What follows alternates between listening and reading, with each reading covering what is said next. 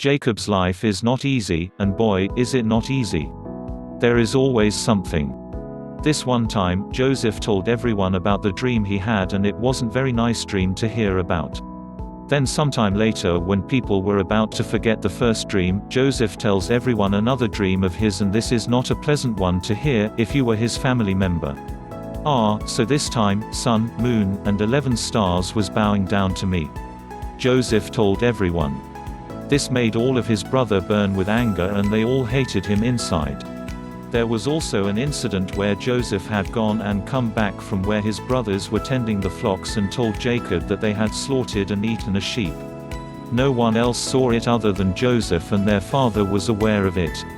So who else would have told on them? So they hated him even more. Joseph was oblivious to any of this fact, and to him everything was peachy.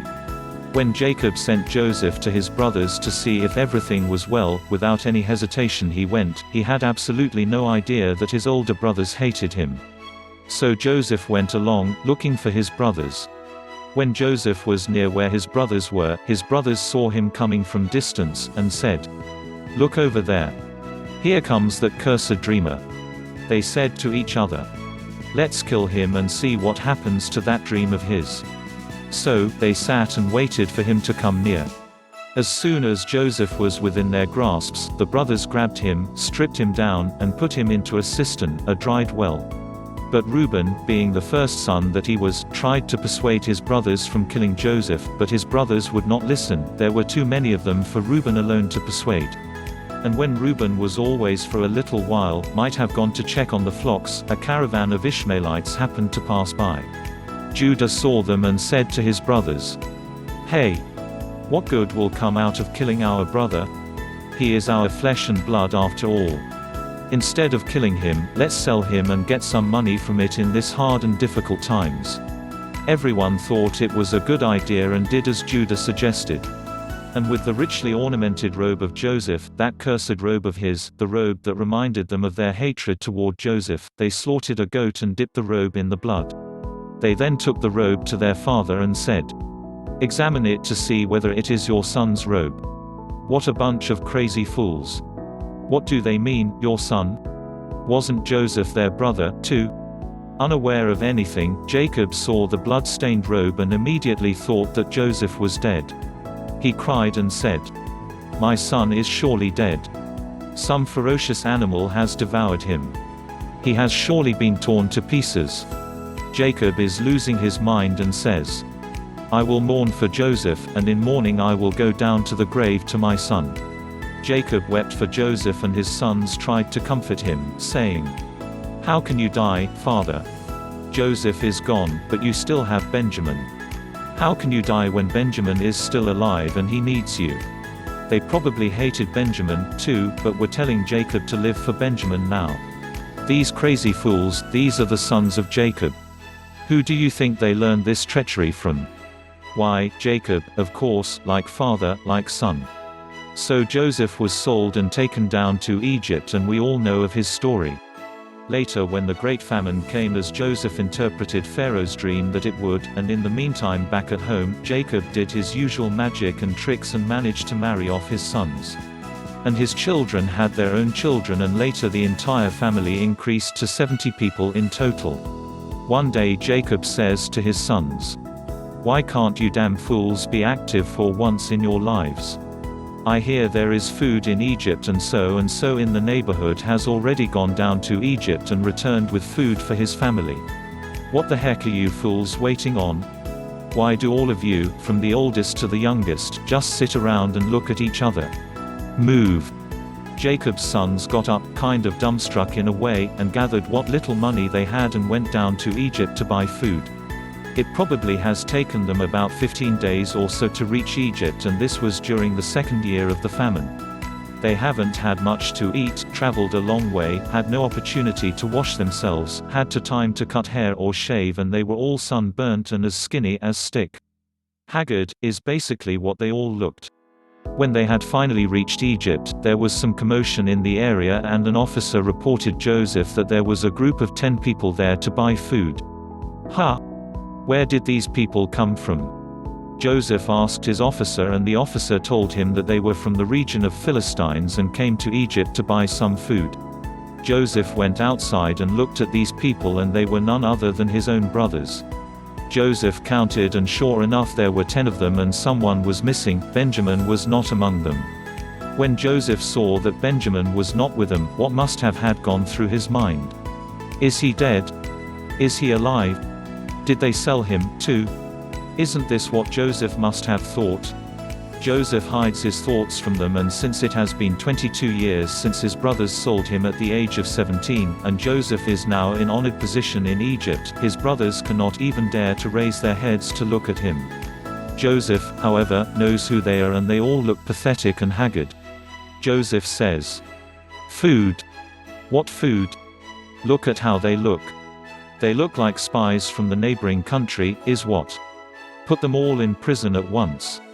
Joseph's brothers were just there to buy some grains, but now ended up in prison, all of them. They tell Joseph that they were honest men and such, but Joseph would not listen to them. After 3 days, Joseph says to them, "Ahem. You see, I fear God. Even though you people are spies until proven otherwise, you have own families to look after, I suppose. So I tell you what. Let one of you stay, and the rest of you can return to your homeland with grain, so that you may save your households. I hear there is the youngest brother that did not come with you on this trip. Bring the youngest with you, and I will believe your words. You got that? Don't try to deceive me, because I know. You surely will not see my face again unless you bring with you your youngest brother. As for the famine, it will last for another 5 years. So you will surely return for more grain. Remember, no younger brother, no grain. All right. Go now." That's all Joseph told them, and kept Simeon as captive. Then he sent them all along with grain. They started their journey back home with heavy heart, and at the place where they stopped for the night, they opened their sacks to feed the animal and found their money in the sacks. Their hearts sank as they found their money in the sacks. Who has done this wicked thing? Man, this doesn't feel right. This spells trouble. What is this? Why is our money here? What happened was, Joseph had said to his officers, "Look. They won't be able to come back, even if they wanted to, if they don't have any money. So put their money in their sacks without them knowing."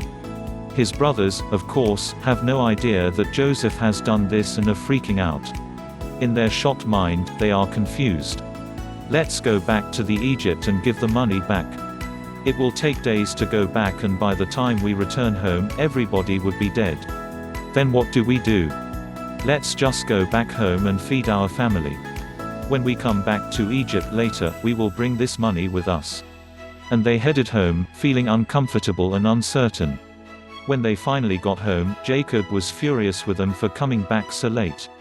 "Everybody who went down to Egypt with you have all come back home a long time ago.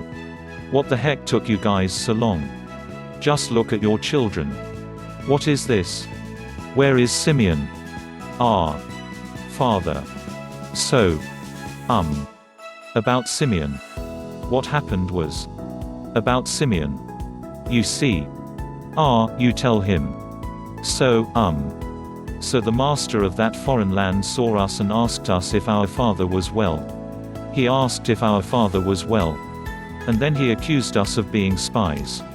Why didn't you guys get a haircut at least before you guys went down? So what? So we told the man that we weren't spies and we were brothers.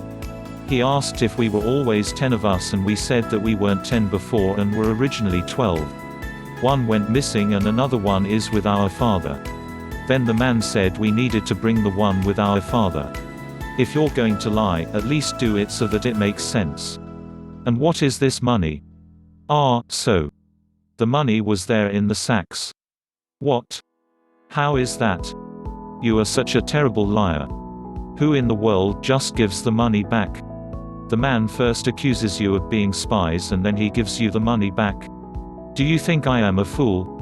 To Jacob it looks like these fools have sold their brother Simeon to Egyptians and brought back the money along with grain. But he cannot tell them to take the grain and the money back to Egypt, because then everyone would die of hunger. Jacob himself is hungry as well, so even if the grain is bought with the life of his son, he must eat it to live.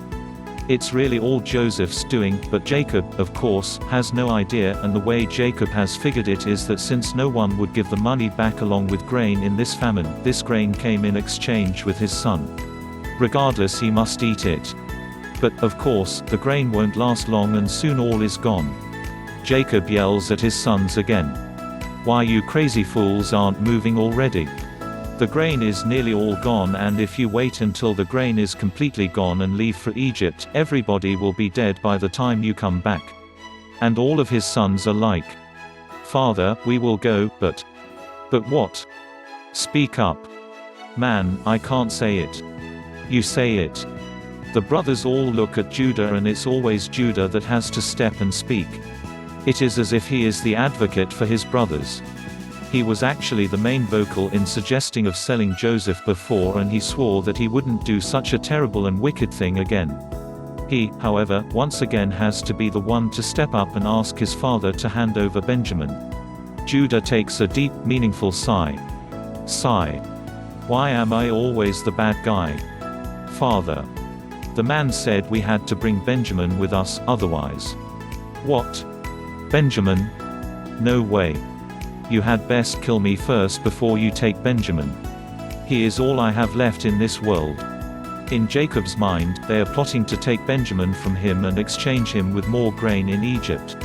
This is what happens when trust is broken. They are father and sons, after all, but to Jacob, his sons were the scoundrels who have sold his other son Simeon in Egypt for grain and brought back the money with them. The man of the land said that if he did not see Benjamin, our youngest brother, we would not see his face again. What are we to do then? You, all of you, do nothing but bringing trouble on me. Get out of my sight now. And Jacob kicked all of them out, but his sons were firm and told him that they would not go down to Egypt unless Benjamin's went, too. What they were telling him wasn't unreasonable, after all. Jacob was a quick-thinking man, and even though he stubbornly refused to hand Benjamin over to them, he knew what would ultimately happen if Benjamin did not go. They would certainly all perish. So, reluctantly, he finally handed Benjamin over to his sons and said, "Take Benjamin with you. If I am bereaved, I am bereaved." Now, folks, this is a crucial moment in Jacob's life, and let's take a close look at it. What does Jacob currently have in this world that he loves dearly? Is there anything that remains at his side?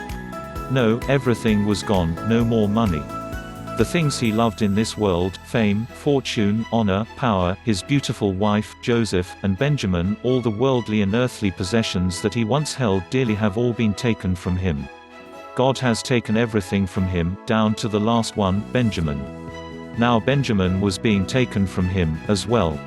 Jacob tried so desperately to hold on to the very last thing he has left in his grasp, and God was telling him to let go, even it was the only thing Jacob has left with him. Folks, it took Almighty God 130 years to open Jacob's tightly clenched fist. So when Jacob said that if he was bereaved, that was when Jacob's self-ego was finally broken.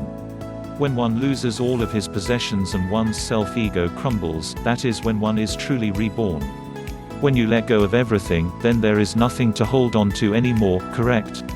When you have nothing to grasp, nothing to hold on to, then you become truly free. Do you have anything that you still cannot let go?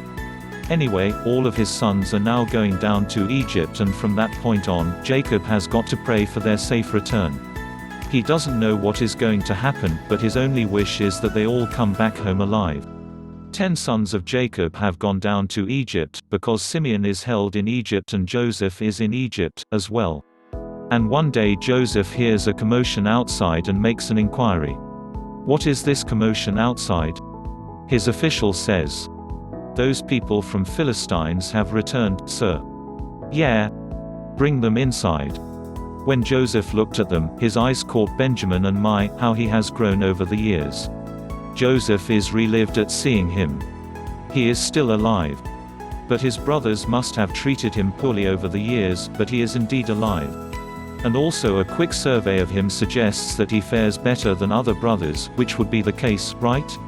Benjamin would not have had to work as other brothers. In fact, Jacob would not have allowed Benjamin to leave his sight after Joseph was presumably dead after he went on an errand. So Joseph goes into the restroom and weeps aloud, and he weeps so loud that the Pharaoh is able to hear it from the other building. After he was done crying, he told his servants to prepare food, for they were to eat with him. So the servants prepared food for them, and when Joseph entered the dining room, he saw how they were seating. He said, Wait a minute. Why are you seating randomly? Everyone get up. Why are you there? You come over here and you go over there. No, that's not your seat, and you seat over there. He had them seat in order of their ages, and his brothers could do nothing but stand there and be in astonishment. They still had absolutely no idea that this was Joseph. It is no wonder, though. I mean, who would? For the first time in 22 years, the 12 brothers, including Simeon who was brought out from the prison, were all seating in the same room, eating together, and they had no idea that this man of position was Joseph. When they started eating, they noticed that Benjamin's portion was 5 times as much as anyone else's. That was the brothers' love. You must have been starved all this time. Eat. Eat as much as you want, kid. And they still had no idea that this man was Joseph. Joseph looked at Benjamin and said, "Oh. So you are the youngest brother? Ah, I see the resemblance now. You people are really brothers. I must have made a mistake of thinking you people as spies then. By the way, is your old father well?" He kept asking them questions like this. They told him that their old father was well, and Joseph was once again overwhelmed with emotions, and went into his private room and cried. Then after a while he returned to the room and told them that they were cleared to return to their home with grain. Then Judah stepped out from the rank.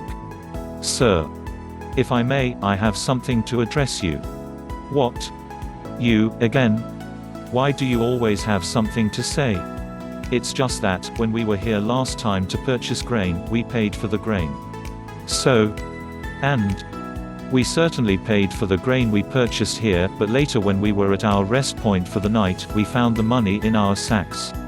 We should have returned then to return the money to you, but our children were starving at home. So we first returned home to feed our children, but we are now returning the money. So please forgive us and accept the money. Our number is correct and it's all right. Perhaps your God has given you treasure in your sacks. We are good on our end. You have nothing to worry about." Judah was still feeling something was not right, but what could he do? Joseph was thinking, "I put the money in the sacks, but these guys were honest in returning the money. So now they had the grain, didn't have to return the money. Benjamin was still with them, Simeon was also with them now, and they were setting off to return home, saying to each other, 'We have something good to tell our father.' They were returning home with much ease and cheerful mood, but that didn't last long. They had been on the road for a little bit, and then a small Egyptian army approached them from behind. The commander of the army shouted at them as the army caught up with Jacob's sons. 'You people there! Halt! How dare you repay good with evil? Is this how you react to our Lord's grace? Despite our Lord's generosity and grace, you managed to steal his cup which he drinks from and also uses for divination. That cup is my Lord's favorite cup and you have stolen it from him.' Judah stepped up again and said, 'Far be it from your servants to do anything like that. None of us is like that, as we even brought back the money we found in our sacks. If any one of us is found to have it, he will die, and the rest of us will become my Lord's slaves.' Then the commander said, 'It is not necessary to forfeit your life over a cup, but he who is found to have the cup in his possession will become our slave. If the cup is not found among you, then you may resume your journey home. Got it?' They all agreed to the term and started searching for the cup. One by one, they lowered their sack to the ground and the Egyptians proceeded to search. The search began from the oldest to the youngest, and the Egyptians did not find the cup. Only Benjamin's sack remained, and the brothers were confident that Benjamin did not steal the cup because he was a good kid. The brothers all had the "I told you so" expression in their faces just as Benjamin's sack was opened to be searched, and what do you know? The missing cup was sitting in Benjamin's sack. The brothers' faces turned pale and their hearts sank. Every time bad things happened, Reuben always said, "You see? What did I say? I told you not to sin against the boy." And sure enough, he was saying that again to his brothers as the Egyptian soldiers were binding Benjamin with a rope and taking him back to Egypt. The Egyptian commander told them that they may return home now, but could they now? Judah said to his brothers, "Imagine what will happen if we return home without Benjamin. Our father will surely die of grief and go down to the grave in his mourning. How can we return home without Benjamin? What do we do then? Let's just go back to Egypt and talk to the Lord of the land. I don't know what might happen, but let's just go." And they gathered all their sacks and other belongings and headed back to Egypt. Just a moment ago they felt like walking on the cloud as they were heading home, but now their legs felt like a ton each as they dragged themselves back to Egypt. So they all returned to Egypt and there was once again a commotion. Joseph, again, noticed the commotion and made an inquiry of it. "What is it now? What is going on outside? Those men from the land of Philistines are back and are requesting to see you, sir." "Who? What do they want?" You see, what Joseph had thought when he saw Benjamin was, so they at least did not sell him off like they did with me. They must have treated him like dirt, though. And what he was going to do was have Benjamin, who was from the same mother, snatched from the rest of the brothers on their way back home and have Benjamin stay with him in Egypt until the famine was over. So he had his people put his cup in Benjamin's sack in secret. He thought that just as they hated him, they must hated Benjamin just the same, if not more. But to his surprise and astonishment, the brothers who had sold him before without any mercy all came back. If they hated Benjamin like they did Joseph, they would just think that it was good riddance and went on home. But nobody went on home and all came back. Once again, and as before, Judah stepped up to address Joseph. "My lord. If I may, sir, please." "You, again? Geez. You sure have lots to say." "No, sir, it's not like that. It is just that, you see, our father had 12 sons, but one was gone a long time ago. When one was gone, our father felt into a deep sorrow and grief and he nearly died from his grief. We all persuaded him that he had to live on for our youngest brother. And so if we return home without our youngest brother because something happened to him, this time our father will surely die from his grief. And so, what is it to me? So, my lord, our father has spoiled our youngest brother here all his life, so he is no good at anything. Take me, instead. Let me take his place instead and let the boy return home, for our father's sake." As soon as Judah finished speaking, other brothers were also volunteering to take Benjamin's place instead. Joseph was so taken aback by this, that he quickly went to his private room again and wept aloud. His crying could be heard next door and Pharaoh heard it. Pharaoh wondered why the man cried a lot these days. Anyway, Joseph soon returned from his private room and finally revealed his identity to his brothers. "My brothers. I am Joseph. It is true. Lift up your faces and look at me. I am Joseph who you believe to be the Lord or this land. Do not be afraid for selling me here. I now know that it wasn't you who sent me to Egypt, but God who sent me here to save many lives. So do not be afraid or angry with yourselves." And Joseph threw his arms around Benjamin and wept. It has been 22 long years and all of his grievance and sorrow that he had kept in his heart for 22 years were bursting out. After the happy reunion and hugs and kisses, Joseph needed to send his brothers back home to their father quickly. Joseph gave his brothers enough grain and other things for the journey back home, and all of his brothers, including Simeon and Benjamin, were now going back home with the Egyptian carts. Joseph told his brothers not quarrel on the way. "Who looks like the firstborn here? Doesn't Joseph look like the firstborn?" In this way the sons of Jacob returned home at last. As they were nearing home, they had a concern. "Look. If father sees either Benjamin or Simeon or the Egyptian carts or hears the news that Joseph is alive first, he will die from a shock. So take care as to how you break the news to him when we get home." Judah said, "All right. All right." So they put Benjamin in front of them, then Simeon who was missing from the first journey next. So when they returned home, Jacob saw Benjamin first. "Oh, my boy. You have returned to me alive. Oh, Simeon, you've come back too. So what happened? Did everything work out?" Judah came forward and said, "Father." "What?" So father, you see." "What? What is it?"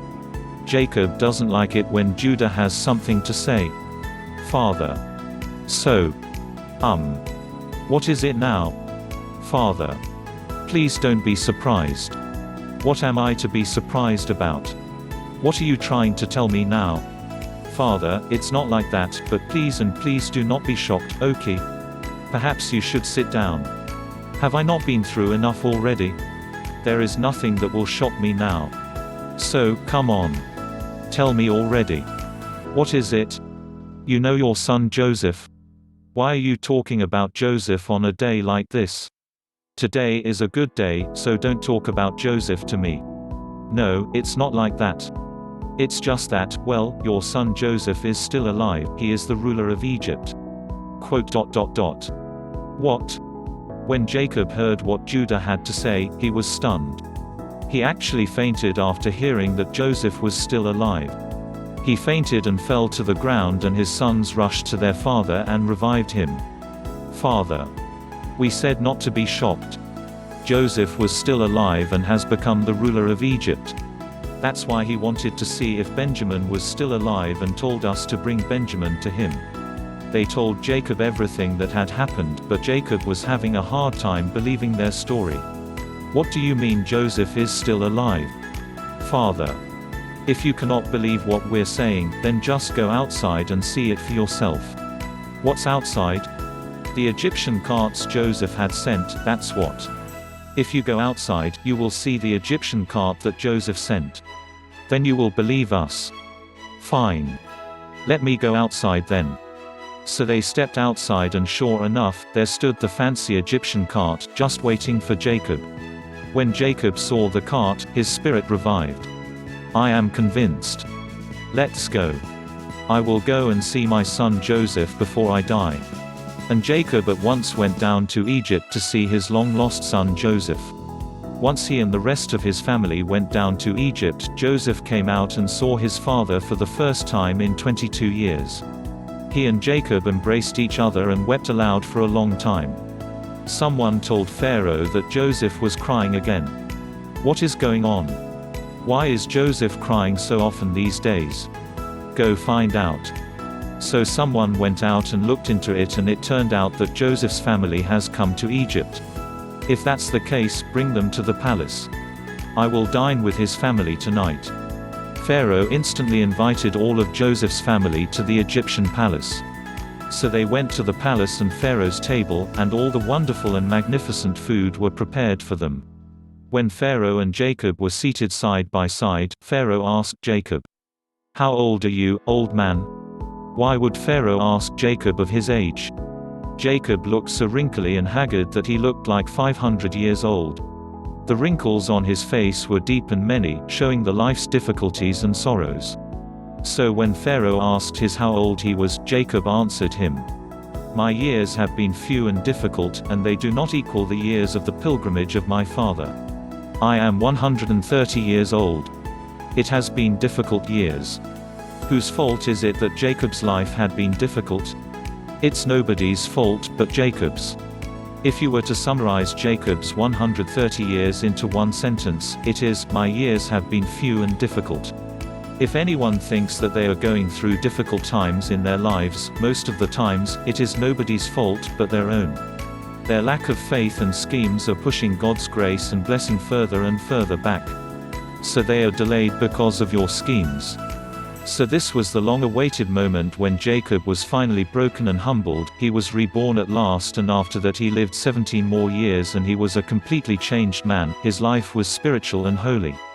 Once he laid down his self-ego, greed, arrogance, stubbornness, misunderstanding and prejudice, his soul was completely anew and purified, and he could even foresee the future.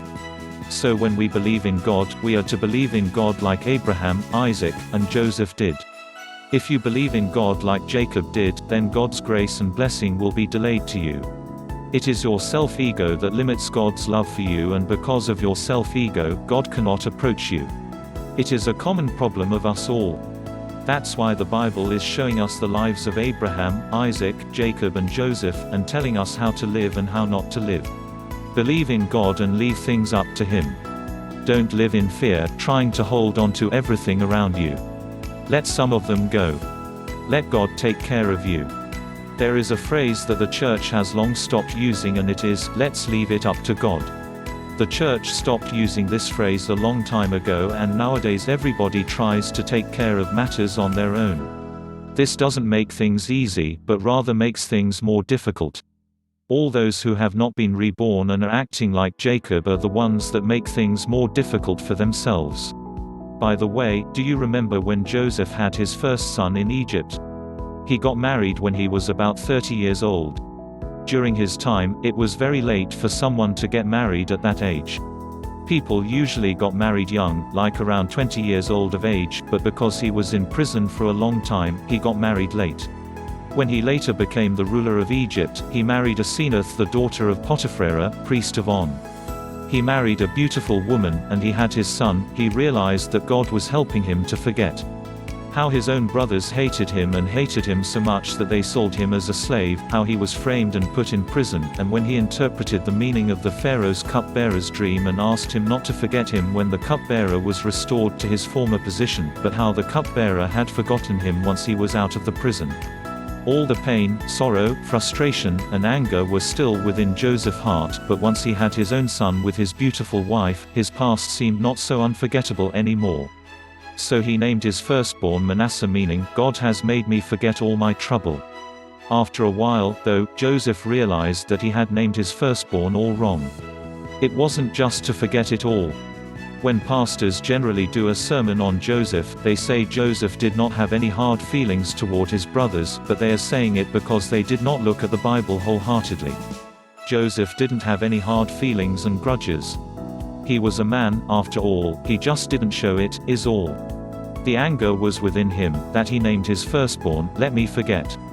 After the hardship, his life was turned upside down and he was the number 2 in the most powerful nation in the world. So now he was finally able to forget all that his brothers had done to him, and the way he named his firstborn showed what he had felt towards his brothers.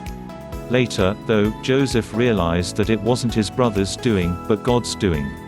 He realized that God had sent him to Egypt to save many lives. So it wasn't his brothers who sent him to Egypt, and knew that naming his firstborn Manasseh was a mistake. His coming to Egypt was something to celebrate.